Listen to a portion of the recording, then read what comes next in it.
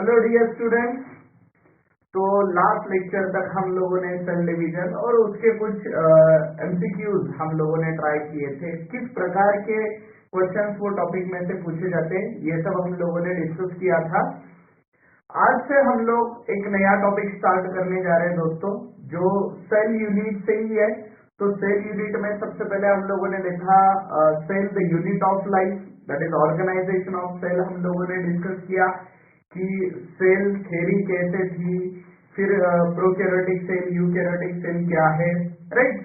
और फिर उसमें प्रोकैरियोटिक सेल के कैरेक्टरिस्टिक्स, फिर यूकैरियोटिक के उसमें एंडोमेम्ब्रेन सिस्टम एंड ऑल, ये सारी चीजें हम लोगों ने डिस्कस की। ओके, उसके बाद हम लोगों ने डिस्कस किया cell division, right. Cell division बहुत ही सिंपल कंसेप्ट है दोस्तों, राइट। लेकिन वो सिंपल तभी है जब आपको उसके डायग्राम्स अच्छे से मालूम है और उसका स्पेसिफिकेशन, हर एक डायग्राम का जो स्पेसिफिकेशन है, मतलब हर एक फेज की एक कैरेक्टरिस्टिक होती है। तो ये अगर आपको मालूम है तो आपको सेल डिवीजन में कोई प्रॉब्लम नहीं आता है। अब सवाल ये था कि क्वेश्चन बहुत अलग पूछे जाते हैं सेल डिवीजन से, यानी सेल डिवीजन समझ में आता है लेकिन क्वेश्चन सॉल्व नहीं होते हैं, ऐसे भी इश्यूज थे स्टूडेंट्स के। तो हम लोगों ने वो स्पेसिफिक टाइप, जैसे डीएनए का कॉन्सेंट्रेशन पूछते हैं, या क्रोमोसोम नंबर, या क्रोमैटिन नंबर, बाइवैलेंट का नंबर, है ना, ये सारी चीजें एग्जाम में पूछे जाते हैं। तो वो सारे टाइप के क्वेश्चंस हम लोगों ने उसके एग्जाम्पल्स हम लोगों ने डिस्कस किए। तो आज के लेक्चर से हम लोग स्टार्ट करने वाले हैं दोस्तों बायोमोलिक्यूल।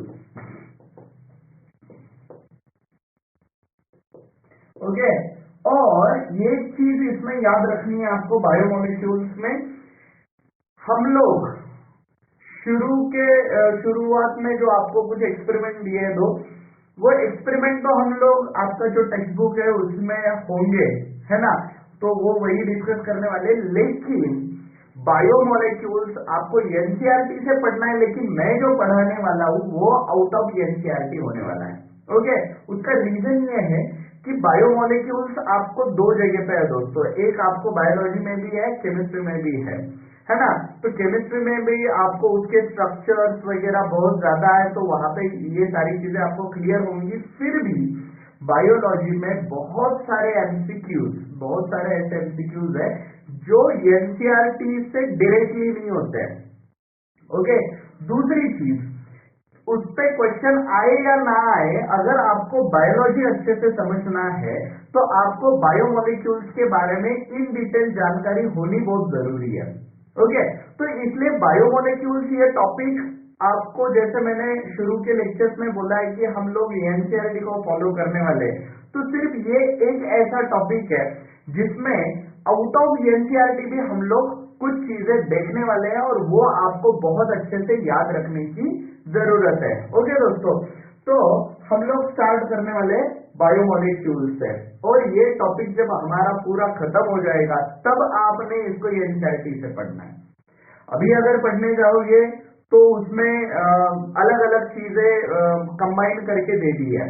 ओके, तो एक बार हमारा जैसे ये टॉपिक खत्म होता है उसके बाद आप एनसीईआरटी से ये टॉपिक आपको अच्छे से पढ़ना है, और फिर कुछ डाउट है तो आप लोग मुझे पूछ सकते हो। So let's start with this biomolecules.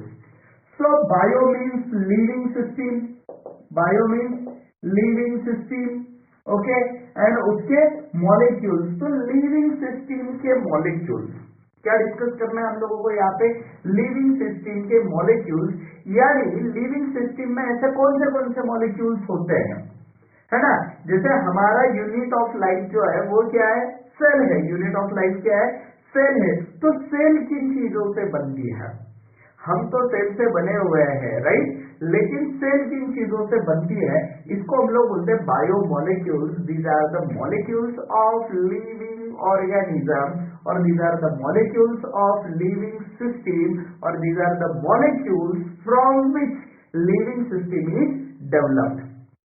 Okay, तो लिविंग ऑर्गेनिज्म कौन से मॉलिक्यूल से बनते हैं उनको हम लोग क्या बोलेंगे दोस्तों, बायोमोलिक्यूल्स। क्या बोलेंगे हम लोग उसको, बायोमोलिक्यूल्स। लिविंग ऑर्गेनिज्म जिन मॉलिक्यूल से बनते हैं उनको हम लोग बोलेंगे बायोमोलिक्यूल्स। अब ये बायोमोलिक्यूल्स कौन से है ना, इसमें कौन से एलिमेंट्स है, कौन से ऑर्गेनिक कंपाउंड्स है, इनऑर्गेनिक एलिमेंट्स इसमें कौन से है। तो ये सारी चीजें जो है ये रिसर्च करने के लिए, जैसे आपने सेल ले लिया, माइक्रोस्कोप के अंदर देखा, तो आप वो सेल को देख के थोड़ी ना बता सकते हो इसमें क्या क्या है ना। नॉर्मली अब यहाँ तक आ गए तो हमारा नॉलेज इतना तो है, कार्बन हाइड्रोजन ऑक्सीजन ये तो पक्का प्रेजेंट है, राइट। लेकिन अपार्ट फ्रॉम दिस क्या क्या प्रेजेंट होता है, किसका कॉन्सेंट्रेशन सबसे ज्यादा है, किसका कॉन्सेंट्रेशन कम है, कौन कौन से फॉर्म में होते हैं, ओके, ये सब चेक करने के लिए हम लोग मतलब इसका एनालिसिस करने के लिए, है ना, फॉर एनालिसिस हम लोगों ने दो सिस्टम डेवलप किए हैं, ओके। एक एसिड फ्रैक्शनेशन,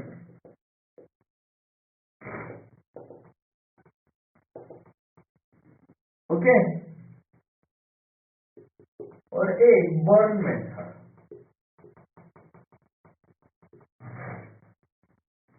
अब सिंपली एसिड फ्रैक्शनेशन में हम लोग क्या करते हैं, trichloro acetic acid, trichloro acetic acid, इसको हम लोग क्या बोलते हैं, ट्राइक्लोरो, 3 क्लोरीन है, एसिटिक एसिड। तो ट्राइक्लोरो एसिटिक एसिड का यूज करके हम लोगों को हमारे सेल में कौन से एलिमेंट्स ये पता चलता है, राइट, ऑर्गेनिक एलिमेंट्स, उसमें कौन से इनऑर्गेनिक एलिमेंट्स है वो अगर हम लोगों को देखने हैं तो हम लोग उसको बर्न करते हैं, तो these are for inorganic, right, okay. अब इसमें हम लोग क्या करते हैं दोस्तों, तो जो भी टिश्यू हम लोगों को देखना है, यानी प्लांट का या एनिमल का या माइक्रो ऑर्गेनिज्म, तो हम लोग क्या करते हैं, जैसे प्लांट का एक लीफ ले लो, राइट, और फिर उसको कट करो अच्छे से, पहले उसको वॉश करते हैं हम लोग ताकि उस पे जो मटेरियल है वो नहीं आना चाहिए, अच्छे से उसको वॉश करके, मॉर्टर एंड पेस्टल बोलते हैं हम लोग उसको, वो आयुर्वेदा में दिखाते हैं ना, राइट। तो उसमें हम लोग क्या करते हैं, ये ऐसे कुछ स्ट्रक्चर होता है, देखो दोस्तों, है ना,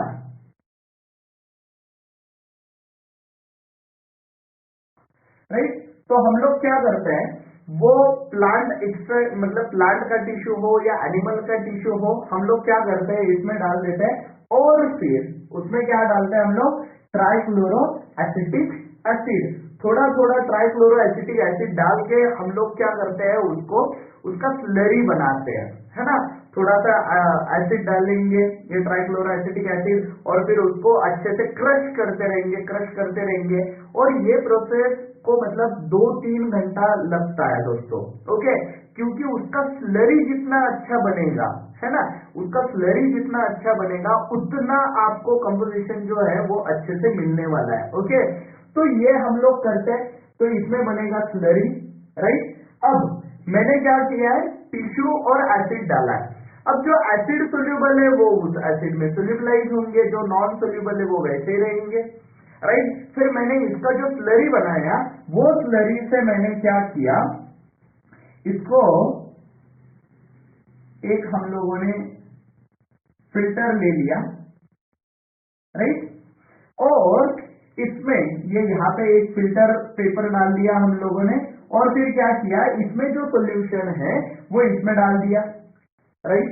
अब क्या होगा, जो लिक्विड पार्ट है वो यहां आ जाएगा दोस्तों,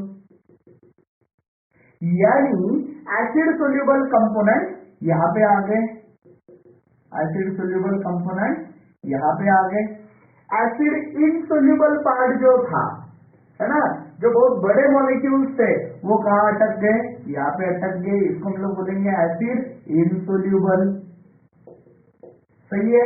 तो एसिड सोल्यूबल अलग हो गया, एसिड इनसोल्यूबल अलग हो गया। अब दूसरी चीज यहाँ पे अच्छे से याद रखो, ये जो पार्ट होता है एसिड सोल्यूबल, इसको हम लोग बोलते हैं माइक्रो मॉलिक्यूल। उसका रीजन क्या है दोस्तों, क्योंकि ये फिल्टर से पास हो रहे हैं ना, और एसिड में सोल्यूबलाइज हुए, इसका मतलब वो बहुत छोटे हैं, और जो बड़े मॉलिक्यूल्स होते हैं वो कहां पे अटक गए, यहीं पे अटक गए ऊपर, राइट। तो इनको हम लोग क्या बोलते हैं, माइक्रो मॉलिक्यूल, और इनको हम लोग क्या बोलेंगे, मैक्रो मॉलिक्यूल। तो माइक्रो का मतलब क्या हुआ, छोटे, मैक्रो का मतलब क्या हुआ, बड़े, है ना। तो हम लोगों ने सिंपली एसिड फ्रैक्शनेशन यूज करके दो तरह के कंपाउंड हम लोगों ने सेपरेट किए, acid soluble and acid insoluble, acid soluble and acid insoluble. दूसरा अगर उनका हम लोग क्लासिफिकेशन देखते तो वो दो चीजें हैं, बायो माइक्रो मॉलिक्यूल यानी जो छोटे हैं, एंड बायो मैक्रो मॉलिक्यूल, है ना। माइक्रो छोटे, मैक्रो ये थोड़े बड़े होते हैं। तो ये सिस्टम यूज करके हम लोगों को क्या क्या मिला है दोस्तों, bio micro molecule and bio macro molecule. समझ में आ रहा है आपको, है ना। तो दो प्रकार के मॉलिक्यूल्स हम लोगों को मिले। बायो माइक्रो मॉलिक्यूल कैसे दोस्तों, एसिड सोल्यूबल है, कैसे ये, इस पर बहुत क्वेश्चन पूछे गए हैं दोस्तों, इसको अच्छे से समझ लो। ये कैसे एसिड सोल्यूबल है, bio micro molecule are acid insoluble, कैसे ये एसिड इनसोल्यूबल है। समझ में आ रहा है आपको, राइट। अब ये माइक्रो मॉलिक्यूल में कौन कौन आ रहा है ना। Normally those molecules which are having molecular weight 800 to 1000 Dalton, यानी इससे छोटा 1000, नॉर्मली 1000 डाल्टन से छोटा जिसका मॉलिक्यूलर वेट है वो क्या होते हैं, माइक्रो मॉलिक्यूल होते हैं। क्या होते हैं, micro molecule. And these are more than, इनका जो मॉलिक्यूलर वेट होता है कैसे होता है, मोर देन 1000 डाल्टन। समझ में आ रहा है आपको, राइट। तो इससे बड़े जो होंगे वो मैक्रो मॉलिक्यूल, समझ में आ रहा है, यानी 1000 से ज्यादा बायो मैक्रो मॉलिक्यूल, 1000 से कम माइक्रो मॉलिक्यूल। ओके, अब इसमें कौन कौन आ रहा है, ये जो फ्रैक्शनेशन है इसको हम लोग सेपरेट करेंगे, उसका हम लोग क्रोमेटोग्राफी करते हैं। ओके, और फिर उसमें से हम लोगों को पता चलता है कि इसमें कौन कौन है। तो यहाँ पे आते हैं अमाइनो एसिड्स आते हैं दोस्तों, बहुत छोटे मॉलिक्यूल है, राइट। सिंपल शुगर, छोटे शुगर मॉलिक्यूल आते हैं। ओके, तो ये जो कंपाउंड है ये यहाँ पे आ रहे हैं, राइट। अब मैं क्या बोल रहा हूँ, जिनका मॉलिक्यूलर वेट 1000 से कम है, जो एसिड में सोल्यूबल है, उनको हम लोग बोलते हैं माइक्रो मॉलिक्यूल, और उसमें आ रहे हैं हमारे amino acid, simple sugar, okay, etcetera. अब ये देखो, राइट। अब यहाँ पे क्या क्या आता है दोस्तों, यहाँ पे आ रहे हैं आपके प्रोटीन, क्या आ रहे हैं, प्रोटीन, आपके पॉलीसैकेराइड यानी बड़े कार्बोहाइड्रेट, है ना। कार्बोहाइड्रेट का हम लोग आगे जब क्लासिफिकेशन देखेंगे तो आपको पता चलेगा। तो पॉलीसैकेराइड ये सारे पॉलीमर्स है। पॉलीमर्स मतलब क्या, छोटे छोटे हजारों लाखों यूनिट एक साथ आने के बाद हमारे बॉडी में ये मॉलिक्यूल बनते हैं। जैसे प्रोटीन किसका बना हुआ है, अमाइनो एसिड का। पॉलीसैकेराइड किससे बना हुआ है, सिंपल शुगर का, राइट। न्यूक्लिक एसिड यानी हमारे डीएनए और आरएनए, ये भी बहुत बड़े होते हैं दोस्तों, राइट। तो ये कहाँ पे आ रहे हैं, एसिड इनसोल्यूबल। अब इसमें एक बहुत स्पेशल चीज आपको याद रखनी है, मैं वो यहाँ पे लिख रहा हूं लिपिड्स के बारे में। So lipid is actually micro molecule, lipid is actually micro molecule, लेकिन ये कहाँ पे आ रहा है दोस्तों, एसिड इनसोल्यूबल में। कहाँ पे आ रहा है, एसिड इनसोल्यूबल में, यानी लिपिड का मॉलिक्यूलर वेट 800 डाल्टन होता है। इसका मतलब वो क्या है, माइक्रो मॉलिक्यूल है, लेकिन कहाँ पे आ रहा है, एसिड इनसोल्यूबल में आ रहा है। ये अच्छे से याद रखो, इस पे क्वेश्चन पूछते हैं, ओके। कितना मॉलिक्यूलर वेट है उसका, 800। क्या होना चाहिए, micro molecule, heavy micro molecule, लेकिन आ कहाँ रहा है, इनसोल्यूबल में, ड्यू टू क्योंकि एसिड नॉन पोलर होता है, ये एसिड के साथ रिएक्ट नहीं होता है, उसके साथ सोल्यूबलाइज नहीं होता है, और फिर इसलिए वो कहाँ पे आता है, इनसोल्यूबल फ्रैक्शन में आता है। ये आपको बहुत अच्छे से याद रखना है, राइट। समझ में आ रहा है। तो this is acid fractionation method, इसको हम लोग क्या बोलते हैं, एसिड फ्रैक्शनेशन मेथड। ओके, तो समझ में आ रहा है आपको। हम लोगों ने क्या किया, मोर्टर और पिस्टल बोलते हैं हम लोग इसको। तो मोर्टर में हम लोगों ने टिश्यू ले लिया, टिश्यू में हम लोगों ने क्या किया, ट्राइक्लोरोएसिटिक एसिड डाला, उसको क्रश किया, उसका स्लरी बनाया, वो स्लरी इसमें से पास किया। तो नीचे जो फिल्ट्रेट, इसको हम लोग क्या बोलते हैं दोस्तों, इसको दूसरा नाम क्या है, फिल्ट्रेट, है ना। तो फिल्ट्रेट में क्या आ रहा है हमारा, एसिड सोल्यूबल पार्ट आ रहा है। रिटेंटेट में क्या आ रहा है, एसिड इनसोल्यूबल। अब इसको हम लोग क्या बोलते हैं, माइक्रोमोलिक्यूल, यहाँ पे जो आएंगे इसको हम लोग क्या बोलते हैं, मैक्रोमोलिक्यूल। तो बायोमाइक्रोमोलिक्यूल एसिड सोल्यूबल होते हैं 800 to 1000 डाल्टन, इसके नीचे उनका मॉलिक्यूलर वेट होता है। अमाइनो एसिड सिंपल शुगर आ रहे हैं इसमें। Biomicromolecule which is acid insoluble, जिसका मॉलिक्यूलर वेट 1000 डाल्टन से ज्यादा है, और उसमें क्या आ रहा है, protein, polysaccharide and nucleic acid आ रहे हैं। और एक्सेप्शनल केस क्या याद रखनी है आपको, लिपिड्स की। क्या ये माइक्रोमोलिक्यूल है, लेकिन कहां पे आ रहा है, एसिड इनसोल्यूबल फ्रैक्शन में आ रहा है। ओके दोस्तों, so this is about acid fractionation. ये किसके बारे में है, एसिड फ्रैक्शनेशन। ओके, अब हम लोग बात करेंगे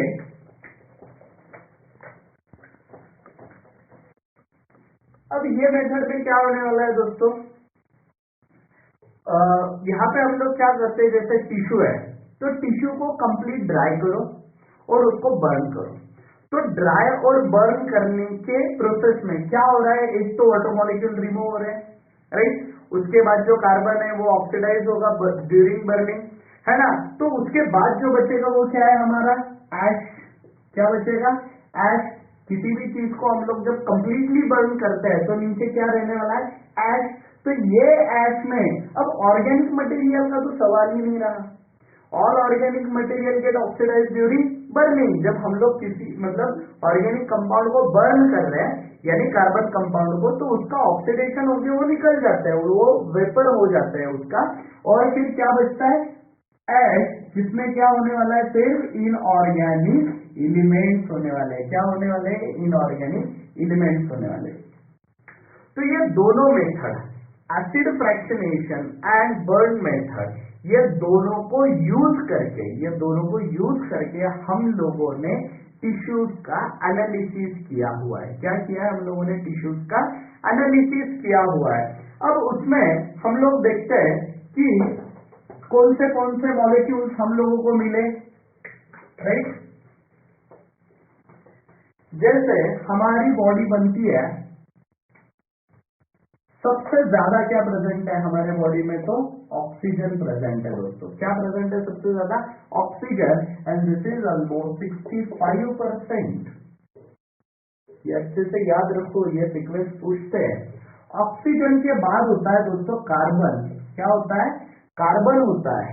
okay, almost 18.5 in human body, right. उसके बाद होता है नाइट्रोजन। क्या होता है दोस्तों, नाइट्रोजन होता है, राइट। दैट इज 1.5 या 3.3 कुछ आता है ये।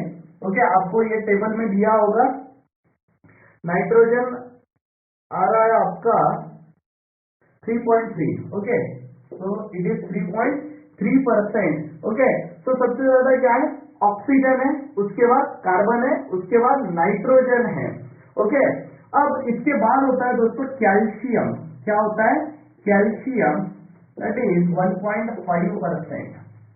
ओके, उसके बाद होता है हमारा हाइड्रोजन बॉडी में। उसके बाद ज्यादा क्या है, हाइड्रोजन, दैट इज 0.5% होने वाला है। ये कितना होने वाला है, 0.5%। ओके, अब इसके बाद होगा आपका सल्फर, राइट। उसके बाद होगा आपका सोडियम, है ना, और उसके बाद होगा मैग्नीशियम। तो ये होता है 0.3, ये होता है 0.2 और ये होता है 0.1। तो देखो दोस्तों, सबसे ज्यादा क्या है हमारे पास, ऑक्सीजन है। क्या है, ऑक्सीजन है। उसके बाद क्या है, carbon which is 18.5%, nitrogen 3.3%, calcium 1.5%, hydrogen 0.5%, sulphur 0.3, sodium 0.2 and magnesium 0.1। Okay, तो हम लोगों ने जो एनालिसिस किया है उसके बाद हम लोगों को जो चीजें मिली वो ऐसी थी, राइट। अपार्ट फ्रॉम दिस हमारे बॉडी में जो इनऑर्गेनिक एलिमेंट होते हैं, है ना, सोडियम है, पोटेशियम है, मैग्नीशियम है, कैल्शियम है, वाटर है, ओके, तो ये जो होते हैं ये आयनिक फॉर्म में होते हैं। कैसे होते हैं? ये आयनिक फॉर्म में होते हैं। ओके, तो इसका भी आपको टेबल दिया हुआ है, जैसे पोटेशियम मैग्नीशियम 2+ फॉर्म में होते हैं, है ना, सोडियम होता है, पोटेशियम होता है। अपार्ट फ्रॉम दिस ये तो सीधे सीधे हो गए अकेले, सोडियम, पोटेशियम, कैल्शियम, मैग्नीशियम। इसके अलावा कुछ कंपाउंड भी प्रेजेंट होते हैं, यानी फॉस्फेट है PO4, ओके, सल्फेट है SO4, ओके, तो ये भी हमारे सेल्स में प्रेजेंट होता है। तो ये क्या हुआ दोस्तों, हमारा लिविंग सेल का कंपोजिशन जो हम लोगों ने acid fractionation and burn method से निकाला हुआ है। तो क्या क्या होते हैं ये एलिमेंट्स होते हैं, जैसे oxygen 65%, carbon 18.5, nitrogen 3.3, calcium 1.5, hydrogen 0.5, sulphur 0.3, sodium 0.2, magnesium 0.1। आपको ये कोई नहीं पूछने वाला, आपको सीक्वेंस पूछते हैं, तो आपको मालूम होना चाहिए सबसे ज्यादा क्या है, ऑक्सीजन, ऑक्सीजन के बाद कौन है, कार्बन, उसके बाद कौन है, नाइट्रोजन, उसके बाद calcium, hydrogen, sulphur, sodium, magnesium. इनका सीक्वेंस आपको मालूम होना चाहिए। ओके, ये नंबर आपको उतना अच्छे से याद नहीं भी रहे तो भी चलेगा, लेकिन आपको इसका सीक्वेंस मालूम होना चाहिए। आपको ऑप्शन में सीक्वेंस दिया जाता है और फिर आपको उसमें से करेक्ट सीक्वेंस निकालना होता है। ओके, तो इसको अच्छे से याद रखो, राइट दोस्तों। तो हम लोगों ने आज बायोमोलिक्यूल्स का हम लोग कैसे एनालिसिस करते हैं और फिर कौन से मॉलिक्यूल्स हमारे सेल्स में है, ये सारी चीजें देखी। Thank you.